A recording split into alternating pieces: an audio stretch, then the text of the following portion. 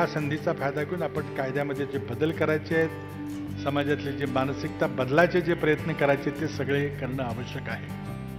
आज त्याकरता वातावरण उपयुक्त आहे. स्त्री शब्दामध्येच आधी त्र ज्या ज्या ठिकाणी असतो, पुत्र असतो तो त्रायते या अर्थाने असतो आपल्या मराठी भाषेत. स्त्री शब्दामध्ये त्र जो आहे तो सर्व समाजाला तारणारी ती स्त्री, अशा तऱ्हेने आपल्याला शब्द हा मिळालेला आहे. ही सकाळची परंपरा आहे आणि अधिक काही करता येईल याचा विचार सातत्याने केला जातो.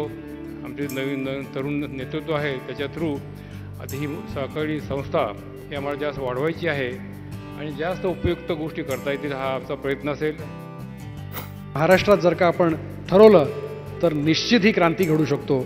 आपल्या सर्वांचा जर का आशीर्वाद असेल, सहकार्य असेल तर मला खात्री आहे की आज जी कार्यशाळा आपण करतोय एक हा ऐतिहासिक दिन आहे.